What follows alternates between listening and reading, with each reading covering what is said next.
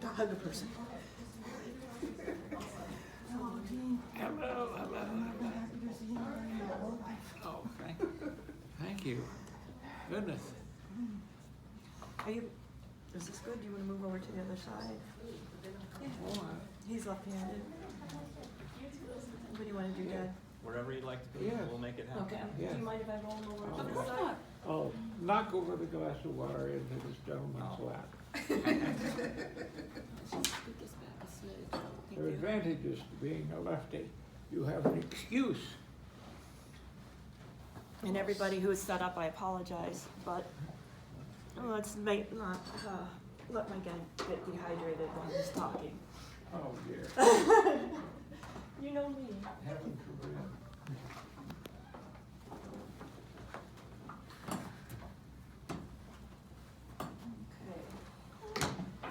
Thank you so much for understanding, everybody. I appreciate it. Cool, cool, cool. You want anything else, Dad? No.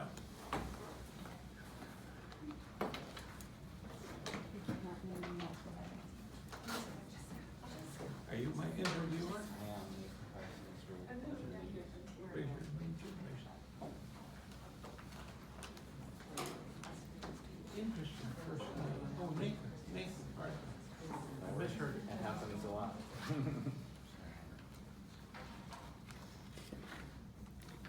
Are we good to start? Oh. 2 o'clock. It's 2 o'clock. All right. Ursula Le Guin famously said, "Wolfe is our Melville," and I don't think I can do better than that.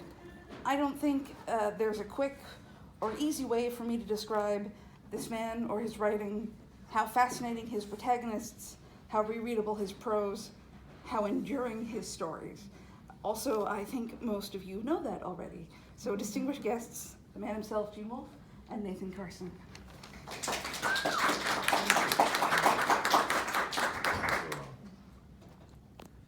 Gene Wolfe's been my favorite author since I was 16 years old, and this is a really great privilege, so thank you, ChambanaCon, for making this possible. And thanks to Gene for making it here. And thanks to my daughter Terry for bringing me here.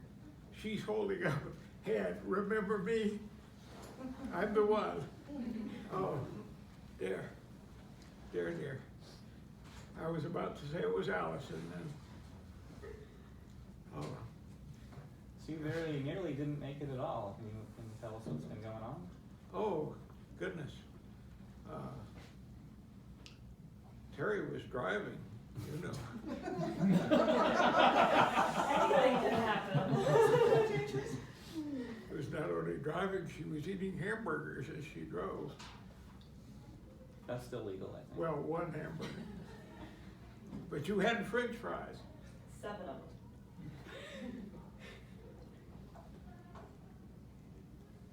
So you've been spending your time in Peoria, not too far away? Yes. I've moved to Peoria,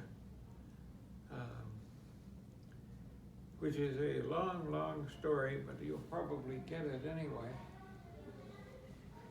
My wife was from Peoria and was more stuck on Peoria than I have ever known anybody to be in love with their hometown. She missed it and missed it and missed it. And I swore that if the time ever came when I could live anywhere I wanted, instead of having to live where I had a job, I would move to Peoria so that Rosemary could return to Peoria, which I did eventually. And of course, she died December 14th of 2013. And I'm still in Peoria because that was where she was from. It was the town that she loved so much and missed so greatly. So you had the chance to move because you were able to quit your job and live full-time writing? Yeah, I was a full-time writer at that time. I started off as a mechanical engineer I did that for 17 years. I then became an engineering journalist and writing articles and taking pictures and so on for a magazine about engineering. And I did that for 11 years. And then I left that to become a full-time writer, at which point I could live any damn where place I wanted. I decided to avoid all concentration camps, and other than that. How key do you feel the journalism was as an apprenticeship for being a fiction author? It was the other way around. I got the journalism job because I had at that time published 2 books. One I think was The Fifth Head of Cerberus. I'm not sure which the other one is. Operationaries. Yeah, you're probably right. And I got the job because I wrote in and sent the 2 books and said, look at me. I'm an engineer and I can write.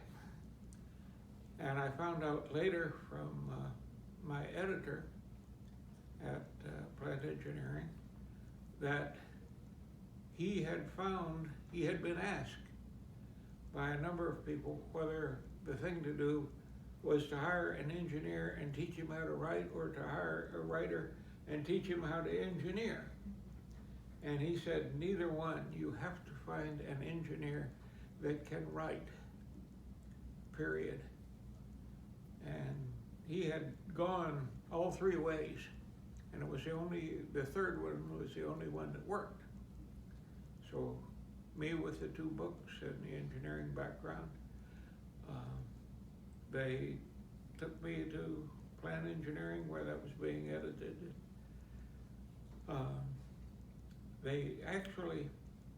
They flew in another guy from California who looked very good. And they looked at both of us and liked us both. And I got the job they had been advertising.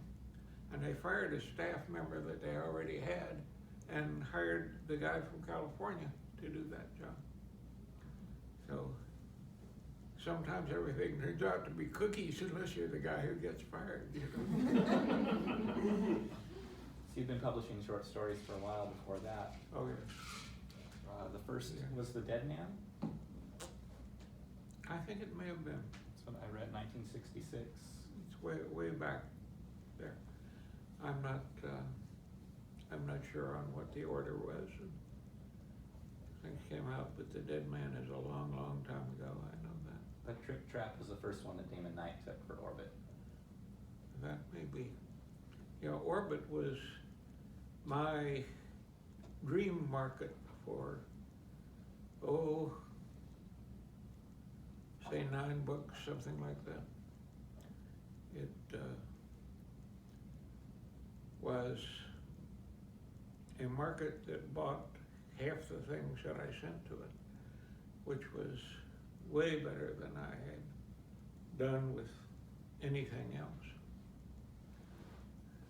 I noticed the planet in Trip Trap is called Carson 3, so I just wanted to thank you for naming that after me 7 years before I was born.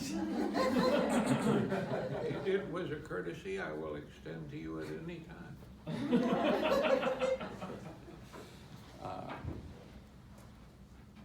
There are also, that story came out, I think, in early '67, which is also around the time that Star Trek was happening. Were there, when you named the society the Confederation and talked about things that were very Prime Directive-like, had you seen Star Trek by then, or do you think that you I have no idea whether I'd seen Star Trek by then. I doubt it, but it's possible that I had. What year was that? I think that the first time the Prime Directive is mentioned is February '67. We didn't have a TV. Not back then. Did you know Harlan yet? No. I met him subsequently.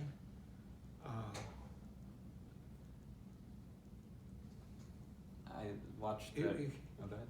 Go ahead, Frank, please. Oh, there's on YouTube, there's a really great video. You can see it. It's Studs Terkel interviewing you with Isaac Asimov and Harlan Ellison sometime in the early 80s. And Yes. Harlan says, you have the weirdest mind of any of them.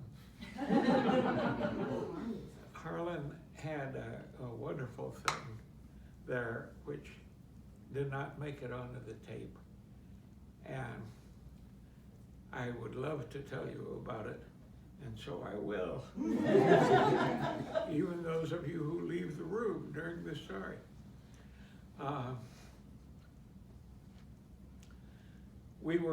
Isaac Asimov and I were to be interviewed by somebody or other, I have no idea now who it was, and Harlan Ellison was to be interviewed, a group of three of us.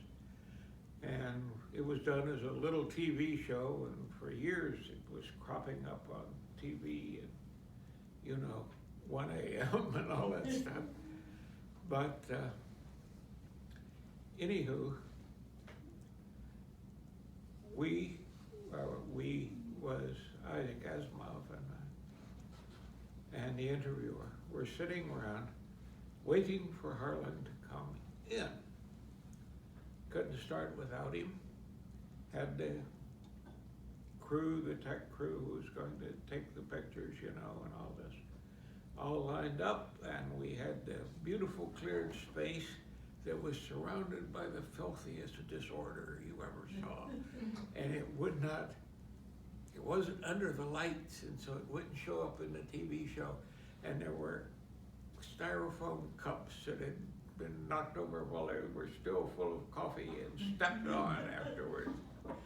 Cigarette butts and God knows what all around. We had this little point of light, and everything was so nice and so civilized. We sat in easy chairs, etc., etc.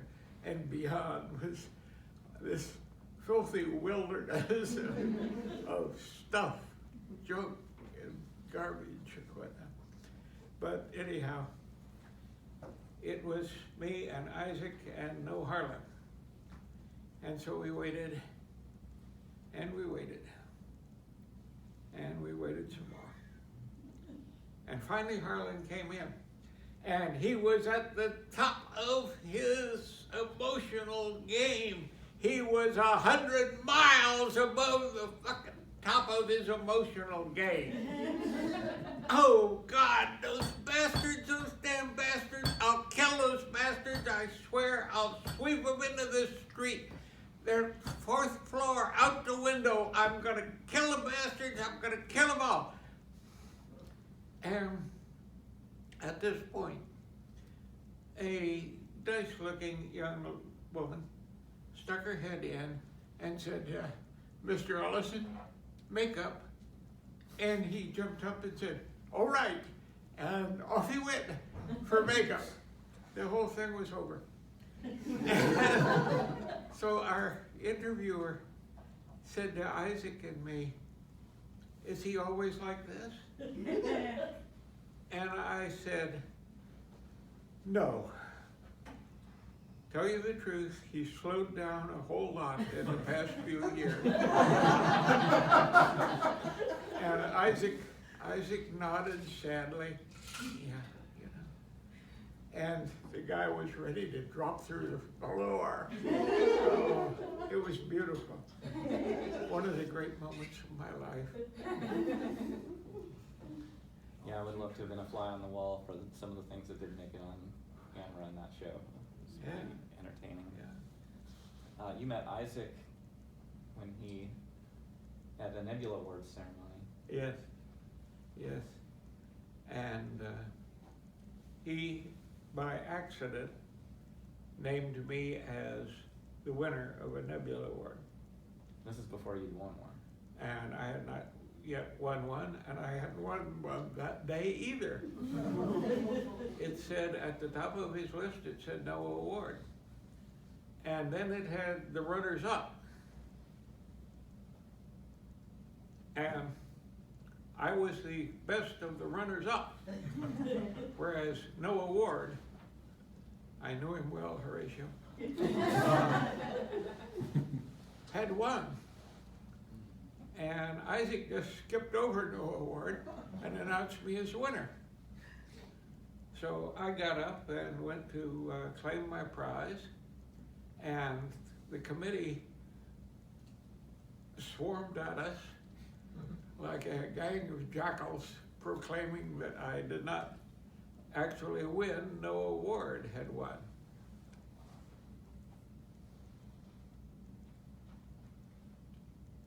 Well, you showed them. Well, yes, we did really. We did. I've seen you say that there was one night in 1966 when Damon Knight grew you from a bean. Mm-hmm. What does that mean? I had sent Damon a story,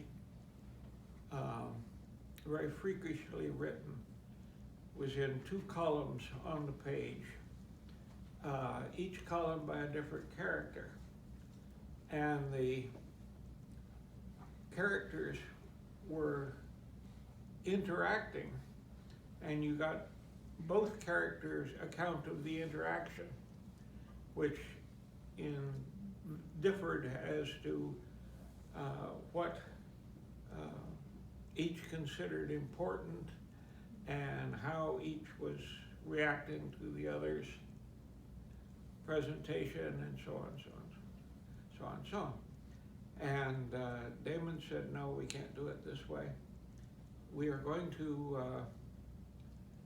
take it in paragraphs and sections and show the one character's viewpoint and then the others, and so on and so on. And here it is. I've marked it up, and this is the way we're doing it. And I thought, well, I doubt that he's done it very well. I'm going to read over and see what he screwed up and fix it. And I read through the whole thing. He hadn't screwed up anything. It was all fine stuff. And I thought, well, it turns out that I'm really only about that high. But I'm started, I'm on my way. I got invited, in those days Damon did the Milford Writers Conference, which was a wonderful thing while it lasted, which wasn't terribly long, maybe 10 years and all. And Damon's idea was to invite real professional science fiction writers to a writers conference. No wannabes, no beginners, people who had published some science fiction themselves. And so he had bought several stories from me, and I got an invitation to come.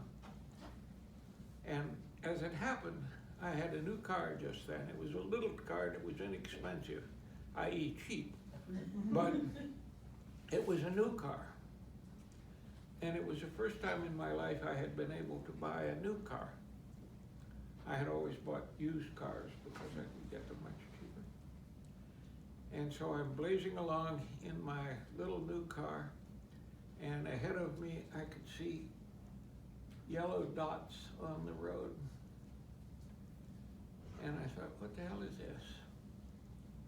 And as I got nearer, all the yellow dots flew up into the sky. They were goldfinches. And I don't know what they had been doing with a flock of 20, 30 goldfinches on the road, but that's where they had been. And as I came toward them in the car, they flew up. And I had the feeling, I'm starting on a new life. This is a whole new thing that's opening up in front of me. And I was right. It was. Yeah. I was going to slowly give up engineering and move into being a pure writer, and that's what happened. And I knew a whole different set of people. I was subject to a different set of rules and so on and so forth. I still remember the goldfinches. My favorite bird, by the way. They weren't until they flew up in front of me like that. But once they had done that, I clasped them to my heart. And this is something you've been dreaming about for a long time by that time, right? Oh yes,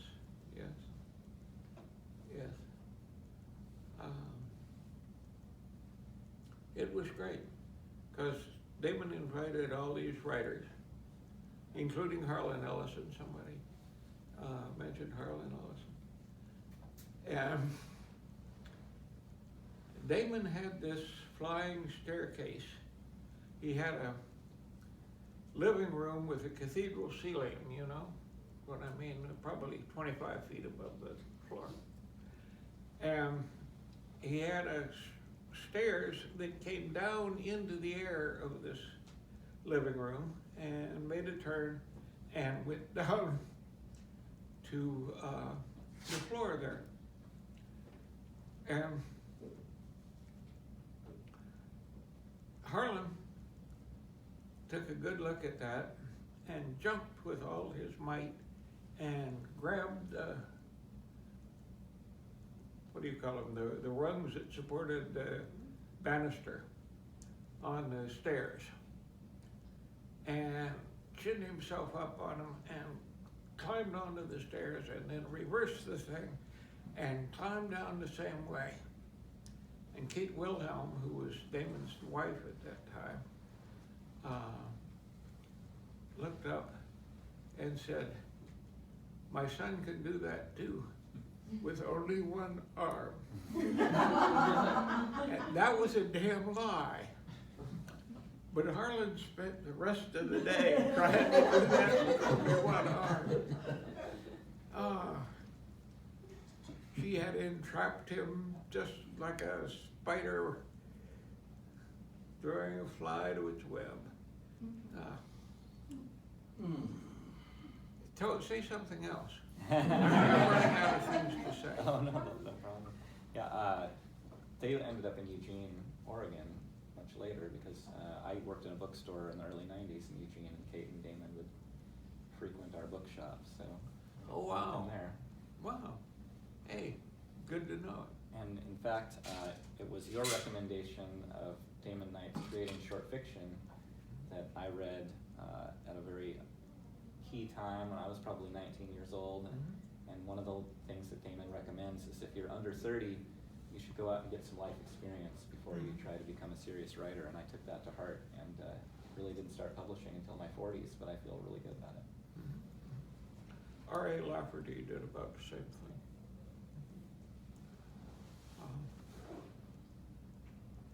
I just did it, and I had come out of the Army by then, and Harlan decided to take me down by throwing insults in my face, and very much in the manner of a master sergeant, you know. And I had a hell of a time keeping a straight face. It slowly faded as this came on. He got completely disgusted with me because instead of shivering with fear, I was ready to bust out laughing at him. Because Harlan, you know, went into the Army and lasted about 6 weeks. Most of them spent in Stockade. And then he got a, I don't know, it isn't a dishonorable discharge, and it isn't an honorable discharge either. There's a mid-level in there, I forget now what they call it. Probably a disciplinary discharge of some sort. Some such thing as that, yeah. Anyway, he was discharged like that. Harlan was never cut out to be a soldier.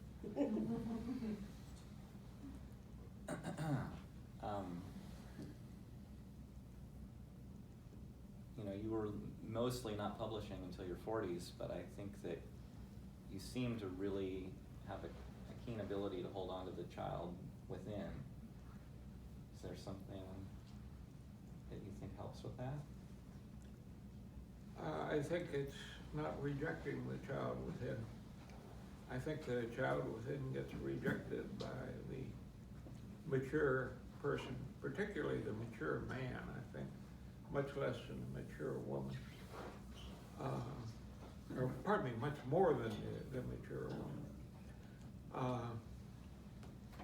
If you open yourself up to that and acknowledge the fact that you used to be a little kid. You're way ahead of the game. I remember going out on Christmas morning and finding a lovely, lovely bicycle beside the Christmas tree. And I'm not ashamed of that memory, you know. The thing I'm ashamed of, in point of fact, is that I was naive enough that I took the bicycle somewhere and stood it up and walked inside without locking the bicycle. And it was stolen from the bicycle. It was the nicest bicycle I ever had. But it taught me a lesson that I have persevered with when it comes to bicycles, automobiles, and so forth. If you leave the thing wide open, somebody is going to walk in. You were an only child? Yes. And you Yes, had polio when you were young? Yes, I got polio when I was young. I was born in 1931. The depth of the Great Depression was 1933, in case you're wondering. It started, of course, in 1929 when they had the stock market crash. So I grew up, well, didn't grow up. I spent my first 9 or 10 years in Depression era America. And as World War II loomed, all the Depression stuff faded away because those people who were out of work were now able to get jobs in shipyards and defense plants. And they were making planes and bombs and God knows what else, rifles and whatnot, tents. Tents in the Boy Scouts camping sense, not in the literary sense, by the way.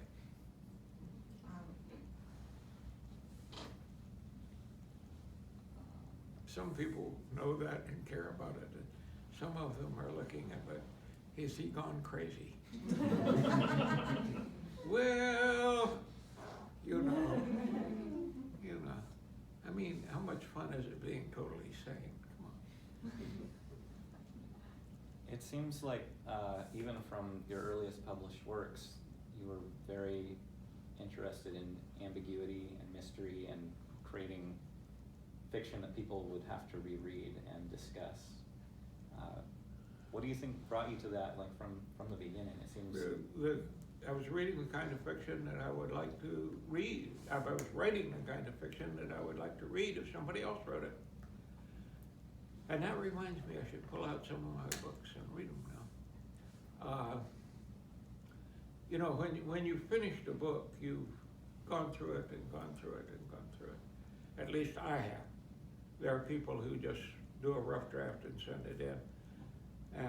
Unfortunately, if you're a reader like me, you start to read one of those and say, this is a rough draft that he sent to the menu, to the editor. The editor bought it. You can see the places where it does that. You remember the cartoon of the railways meeting, the Golden Spike thing, where they're meeting, but the left rail of one.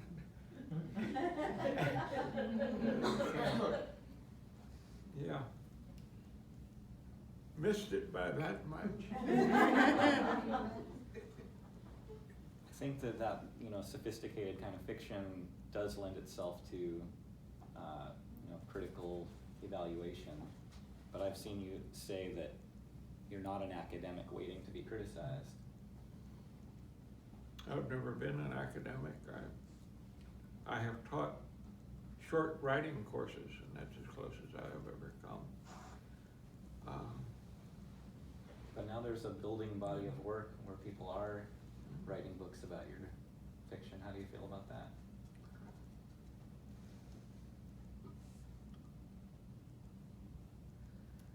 Frightened.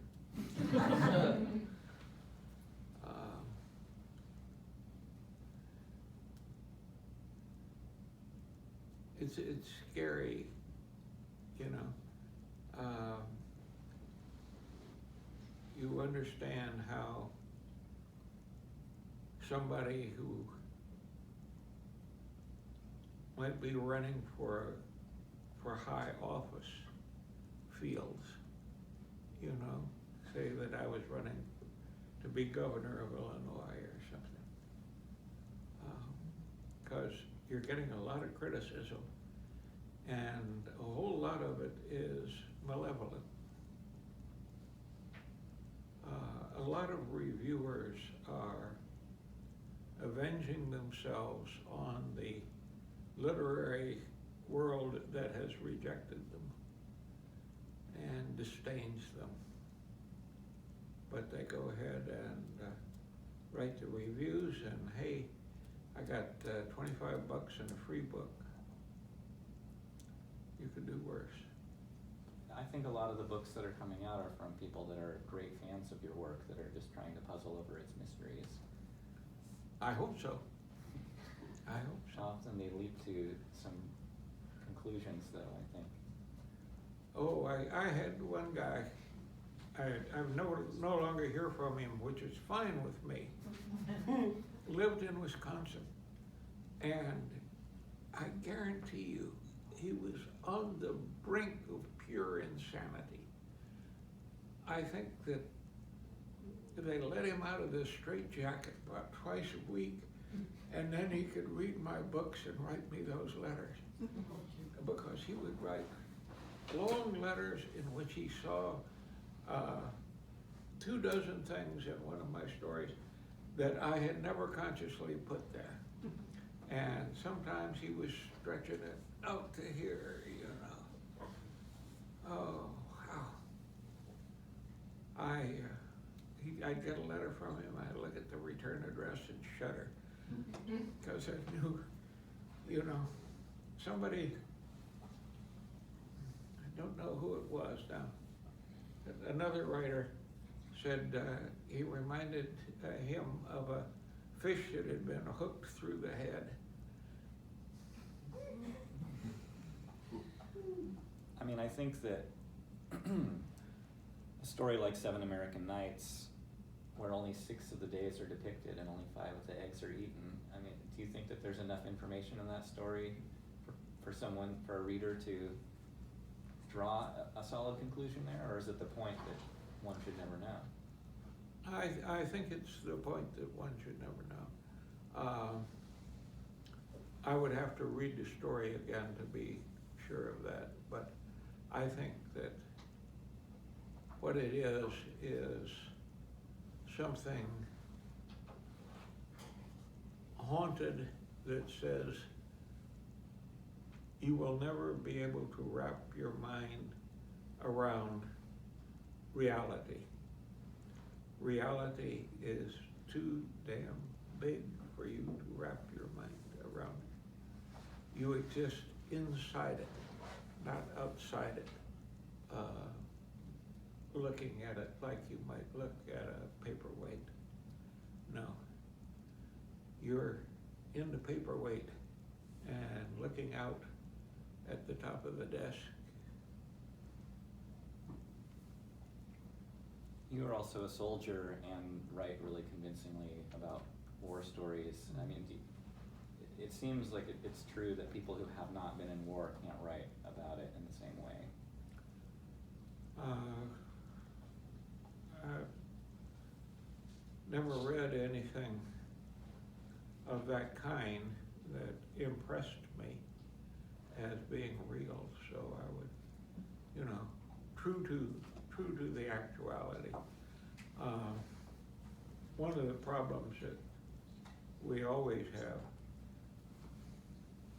don't tell me it's about quitting time. Time is up. It's about half past. One of the problems that we always have is not enough people have been shot at. Not enough writers. How many writers have ever actually ridden a horse? Actually ridden a horse. Saddle up and get on and It ain't gonna work because you're trying to get on the right side. Get on the left side. That's the way he's used to being mounted.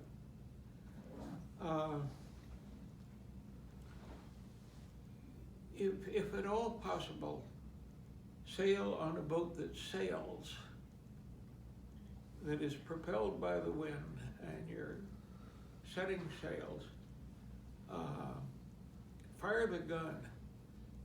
We get all these stories written by people who have obviously never fired a gun, ever. Hell, I've shot at people. I may have hit some. It would surprise me, but I may have. And oh my God, was I ever shot at. You bet. You bet.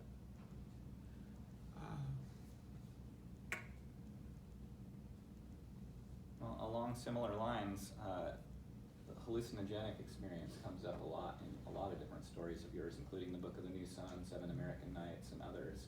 And I think you write very convincingly of that. Is that something you have some experience with?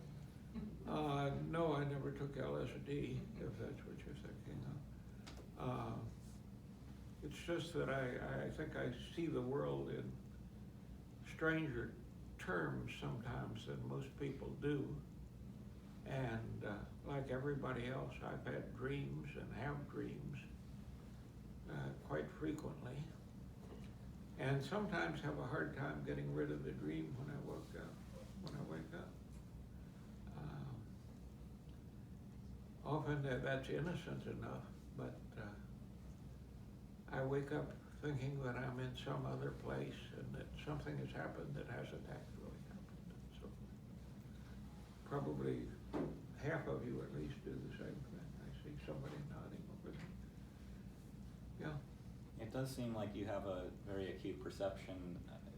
Oftentimes, you're really good at inverting tropes and inverting language. That's really impressive. Can you quote an example? I mean, gosh, I think so many of your stories are that way, but no, I don't have a specific one on the top of my head. Anybody got a specific one? An evil guess? An evil guess. Yeah. The evil guest is gold, of course, in that story, because someone said that it came as a welcome guest, but. Well, I guess maybe a solar labyrinth is an example. What's that? A solar labyrinth? Oh. Because Yeah. the people are so focused on following the shadows, and then in the end, the man and the boy are standing in the sunlight watching them. Yeah. The idea is that you must avoid the shadows as you go through the labyrinth. And of course, the shadow changes its position all the time as the sun appears to move across the sky. I guess we can say it moves across our sky anyway. Well, of course, what's really happening is that the Earth is spinning around. Anyhow, it seems to me that there's a secret in there, and it says, this hour is not like the preceding hour, and it's not like the hour that will follow it. This is the only hour of its kind that you're going to get. And you mentioned that there's a sinister side to that story that most people miss. Yeah, there is. Read it and find out. I have. I was curious if the man and the boy at the end were an ingredient in that. I don't remember. Fair enough.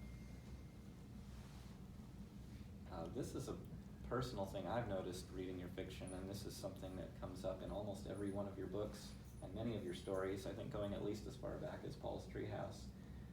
You say the line, "He nodded to show that he understood." And I see that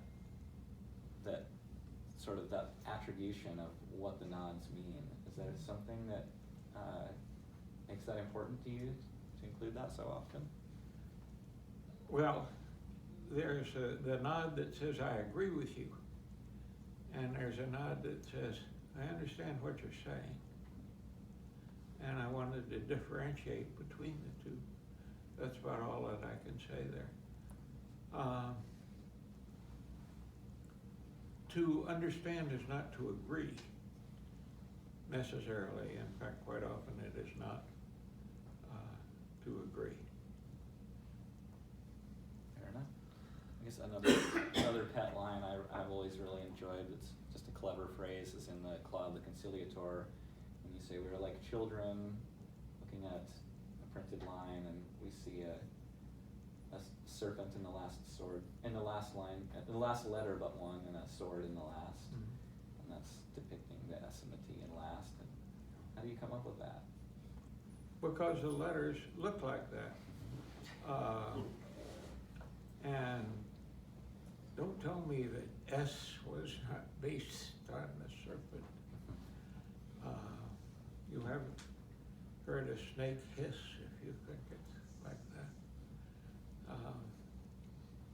Where I grew up, there were rattlesnakes.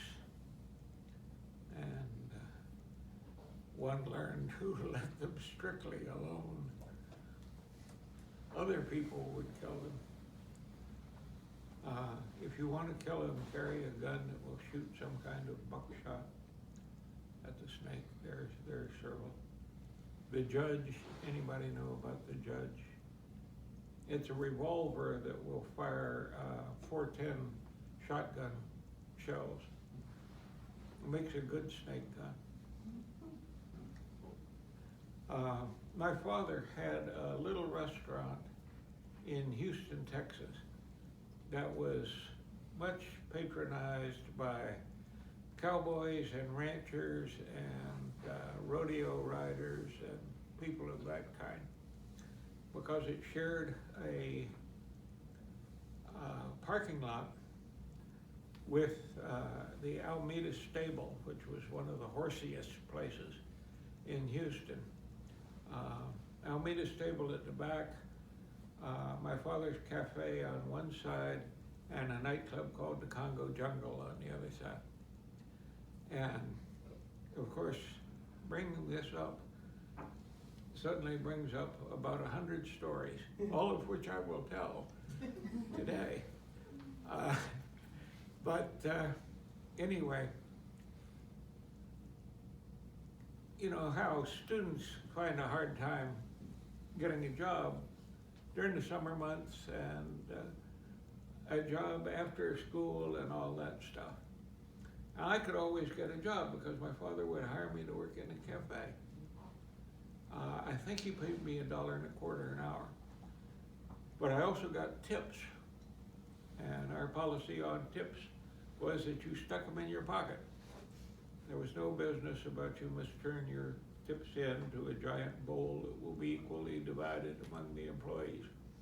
If you got a tip, it was your money and you put it in your pocket. That was it. Excuse me. Pardon me. And 1,000 things have come up out of the cafe. All kinds of stuff happened. We got cops and we got burglarized over and over again by the same guy. It turned out he was finally caught, and it was the same man who had pulled all the burglaries. And we had a cigarette machine. Now, if you have a machine like that, you are responsible for the machine while it is in your hands. In other words, a company that has leased you the cigarette machine or whatever it is, jukeboxes were the same way, expects it to be treated with respect, you know. And our burglar would break into the jukebox and take out a handful of quarters. And in breaking into the jukebox, he'd do about $200 worth of damage, which my father had to pay back to the jukebox company. And that was bad news. But all kinds of stuff came out of the cafe. One of my favorites, we had this lady named Mrs. Janusa, and she was not Italian. She had once been married to an Italian named Janusa, and had, I believe, 5 children by him, all of whom had the last name Janusa. And so she just kept the last name after she divorced him. She had, I believe, then one more marriage after the divorce, and then she quit, which was probably a real good idea. But if you remember Miss Twiddle from Hans and Fritz, the comic strip, Miss Twiddle is the old maid school teacher. She has her hair in a tight bun. She's tall and very thin and so forth. That was what Mrs. Janusa was like. But she was looking through the phone book for something one time, and she said, "Look at this. Look at this. What do you think they say?" I bet you they pronounce it Buzzard. And I said, "Well, it's Buzzard. That's what it says. The last name is Buzzard." And she says, "Let's find out." And so she dropped a quarter in the phone, you know, well, it was probably a dime back then, and dialed the number. And she said, "My name is Emily Buzzard, and I am compiling a genealogy of the Buzzards. Tell me, please, do you pronounce your name Buzzard?" "They say Buzzard," and hung up the phone.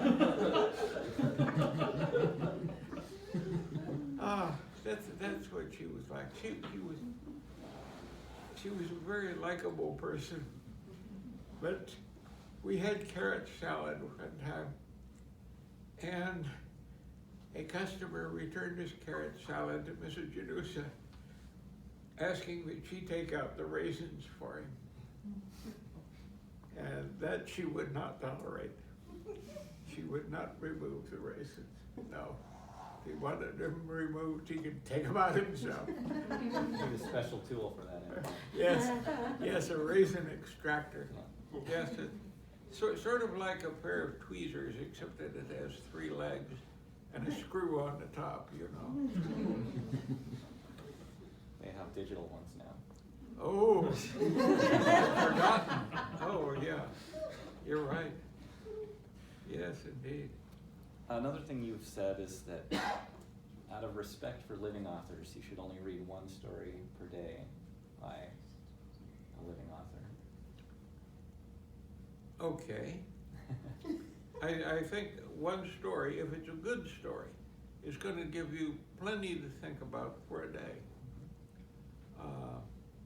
It's easy to cram 3 stories in if they're good stories, and you don't have too much to do that day. But most of the effect of the first 2 you read have been drowned in the 3rd. Good stories should not be wasted like that. There are not an infinite supply of good stories. Although if you had all the past copies of Weird Tales, maybe They're all online now. Yeah. Are they all online? Someone's posted. Oh my God. Yeah. Oh Lord. But there are a lot of bad stories in there too. Yeah, and I am terribly out of date. I had no idea that they were all online now. You had an issue dedicated to you. Well, sure. No, that's great. It's great, really. I used to go up to the Richmond Pharmacy, and the Richmond Pharmacy would have pulp magazines hanging on clothespins. I don't know if any of you remember when people used to hang magazines on clothespins like that to sell them. They have a wire and a clothespin on the wire, and the magazine, 1 copy of the magazine would be suspended there. It was a way of getting all the covers exposed in a day when there were a lot of magazines. And I would pick up a copy of whatever pulp magazine I liked, which was Startling Stories and Planet Stories, and especially Weird Tales. And, oh God, Famous Fantastic Mysteries. Did you ever read Famous Fantastic Mysteries? Oh, that was wonderful. I used to read it, and I thought that the reason that people didn't print these stories elsewhere was that they were afraid of them. Because Famous Fantastic Mysteries was digging up some real terrifying stuff from around late 19th century, most of it. Did you first read Lovecraft and Weird Tales? I'm sure I did. I don't actually know that I did, but it would seem inevitable that because he did write a good deal for Weird Tales, and I read Weird Tales by getting a copy, hiding behind the candy counter, and reading the shortest story in the magazine. I'd look at the table of contents and quickly do the arithmetic and pick out the shortest story. I had the most chance finishing that story before the pharmacist kicked me the hell out of the drugstore. And if I didn't get to finish the story, then I came back about 3 days later and got the same issue and finished.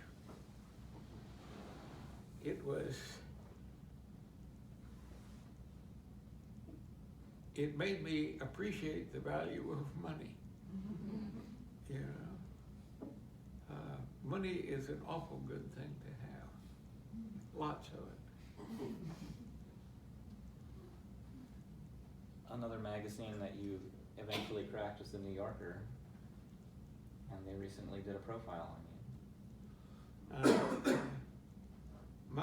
My daughter is giving me a look of deep disgust, and I don't know what I have done to deserve this. Maybe my glasses are crooked, but it was a really look of deep admiration. So. What? It was a look of deep admiration, so. Deep admiration? Maybe my glasses are crooked or something, or my hair was in my face, but it was not deep disgust. You remind me of a crocodile looking at a hippopotamus. I'm not hungry either. I don't know what's going on with my face, but.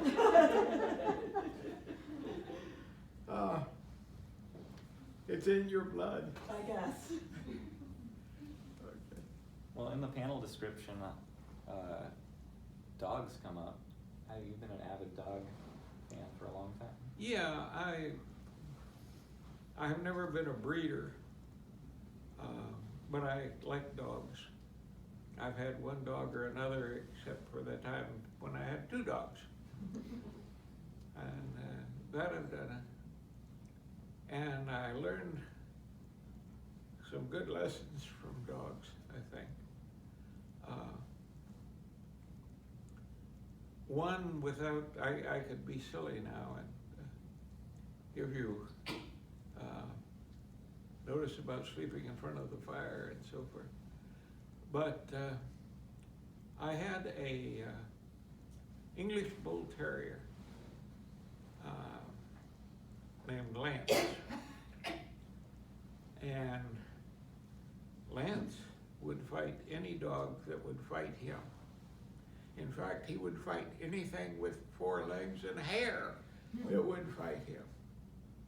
Horses included, cattle. Anyway, I have seen him hurt far worse than the dog that he was fighting. When the dog that he was fighting turned tail and fled. And why was it? Because no matter how badly Lance was cut up, and sometimes he was cut up really badly, he kept coming. You could grab him and shake him and throw him down, and he'd scramble to his feet and go for the throat. And some much bigger dogs just said, "This guy is nuts. I'm not gonna fight no nut," you know. And they pulled out. I would come, he'd get loose, because in those days I didn't have a fence yard. I chained him up, and he would either A, pull up the stake on the chain, B, break the chain, C, break his collar. Some way he would get loose. Well, let's see. Over that way, you go toward the dog fight. Hear the dog fight at a distance and go over there. And I'd get him and I'd pull him out of the fight, and he would be a white dog, you know, and he dyed red with his own blood. And he's skipping along beside me. And that was some fight. Did you see that fight? That guy could really fight, I'll tell you. He give me his right, he give me his left, he give me his right again. I'm still on my feet. I give him my right, he goes down. He gets up again. I give him the right again, and he goes down. This time I kick him. You know, like that. He's had this glorious, glorious fight, and he's on top of the world with it. It was a wonderful, wonderful adventure. He found somebody that would stand up to him and go at it. Have you applied this to your writing career? Yes, yeah, he was crazy. Do you have a dog now? Yes, I do. She is a much milder dog. Terry, where is that dog now? We're watching Mariah for a little while. You're watching Mariah. Yeah, Okay. She's behaving herself, I hope. as best she can around our 7-month puppy Uh, and the cat. and as soon as I got that, I started getting, we called the wind Mariah from Terry. You know that way out here we got a name for rain and wind and fire. The rain is Joe, the fire is Beth. No, pardon me, the fire is Joe, the rain is Beth, and we call the wind Mariah. No, that it's from Paint Your Wagon. Which way? I'm sorry? Oh, I thought it was Oklahoma, but it's. No, it's from Paint Your Wagon. Anyhow,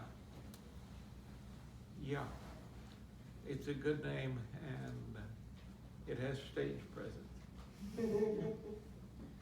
So, you know, excepting the last couple of weeks, have you been working on a current project? Excepting the past few weeks, yes, but I'm way behind because I've been sick and I have other excuses too. Is this the sequel to Borrowed Man? Maybe.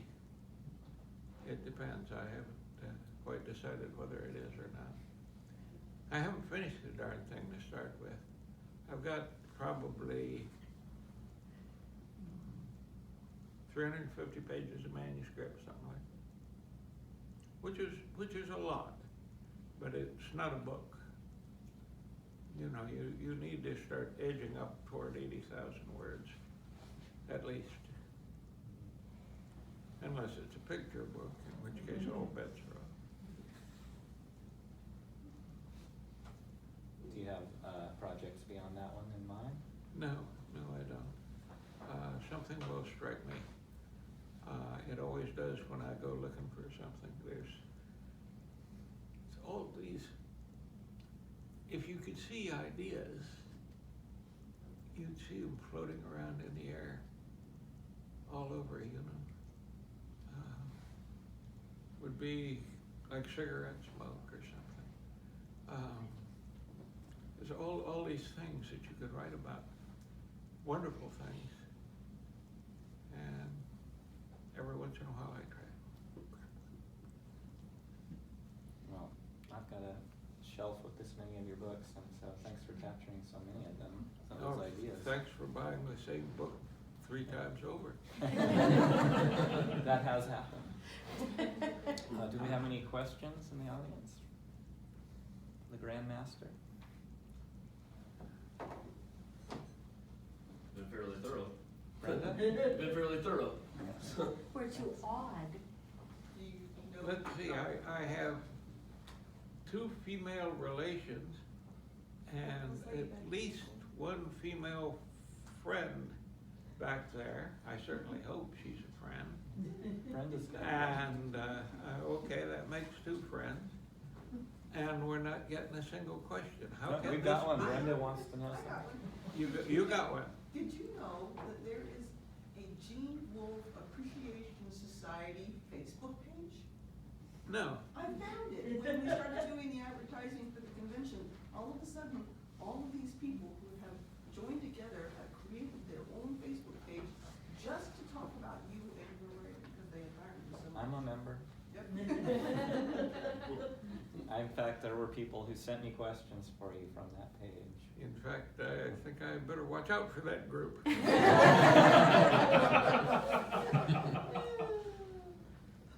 Yeah, one guy said his father, Steve McCoy, used to work with you at Procter & Gamble, and was wondering if you remembered him. I don't, I'm sorry to say. Steven? His name was Steve McCoy? I believe so. I'll triple check that after this. Yeah, I've never heard that name. There were Yeah, quite a I'm- few genes. Right? There were like 3 or 4 different genes. I think right? you. When was the last time you ate a Pringle? A long time ago. A long time ago. If you can eat them when they come out of the salter, they are delicious. Yeah. Absolutely delicious. And they come out, and it's like seeing a little parade of wooden soldiers, you know, because they're on a vibrator thing, and due to the saddle shape, they stack themselves automatically at the end. And the machine waits until they've got a good sized stack, and then it reaches down, picks up the good sized stack, drops it into a can. That's how it's done, folks. Believe it or not. We used to have slightly thicker dough for the Pringle. And it cut down on breakage beautifully. And then they said, no, it's got to have thinner dough, very thin dough. And so we did that, and we got back to where you could open a new can and find 8 or 10 broken chips in it. You can't always do the thing that you know you should do. Was there another question? I was wondering, you mentioned about the goldfinches. Is there any of your writing that you used a goldfinch as a symbol?